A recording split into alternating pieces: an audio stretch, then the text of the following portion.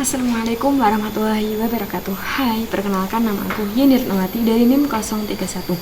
Di sini saya akan menyampaikan tugas UAS filsafat ilmu. Jadi, filsafat ilmu berasal dari bahasa Yunani yaitu filosofia. Philo yang berarti cinta dan sophia yang berarti kebijaksanaan. Filosofia yaitu cinta kebijaksanaan. Filsafat ilmu adalah cabang filsafat yang mempelajari tentang hakikat ilmu pengetahuan, meliputi asal-usul, cara memperoleh kebenaran, juga mempelajari tujuan ilmu, agar ilmu tersebut bisa dipelajari secara kritis, rasional, dan bertanggung jawab. Nah, dalam video ini saya akan menjelaskan materi terkait bagaimana sih cara berpikir kefilsafatan itu. Nah, jangan lupa simak videonya ya. Yang pertama yaitu berpikir komprehensif atau menyeluruh. Berpikir komprehensif adalah cara berpikir yang menilai suatu persoalan itu secara utuh dan tidak terpotong-potong. Seseorang tidak hanya fokus pada satu sisi masalah, namun mempertimbangkan berbagai sudut, juga latar belakang, sebab, dan dampaknya. Sebagai contoh, dalam menilai perilaku seseorang, kita tidak boleh langsung menyalahkan. Namun kita lihat dulu faktor lingkungan, kondisi psikologis maupun situasi yang dia hadapi. Yang kedua yaitu berpikir radikal atau mendasar. Berpikir radikal berarti berpikir sampai ke akar atau hakikat suatu persoalan. Bukan sekedar melihat gejala di permukaan, tetapi menggali penyebab paling mendasar. Contohnya, masalah kemalasan belajar mahasiswa tidak hanya dilihat sebagai kurang disiplin, tetapi ditelusuri penyebabnya seperti metode belajar yang tidak sesuai dan kurangnya motivasi.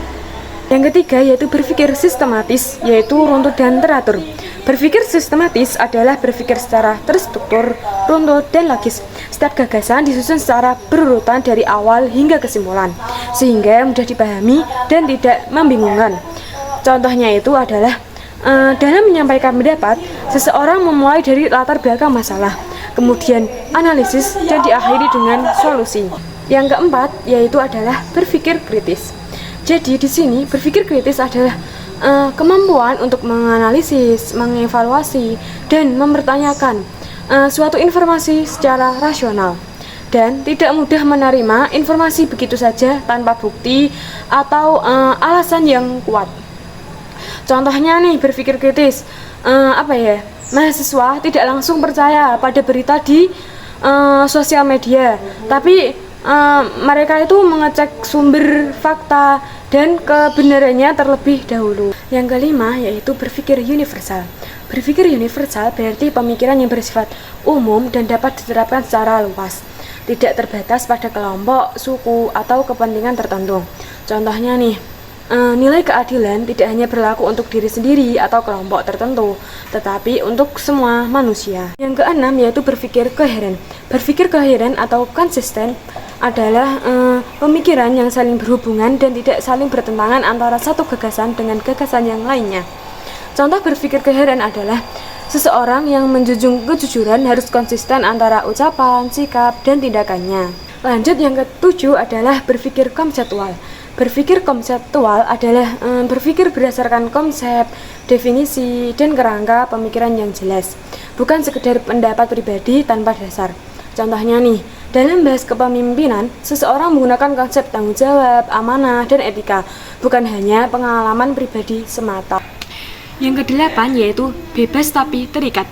Berpikir bebas maksudnya setiap orang berhak untuk memilih dan memikirkan apapun, tapi harus dipahami konsekuensi atas apa yang dipikirkan tersebut. Misalnya, berpikir untuk bolos kuliah atau tidak mengikuti perkuliahan.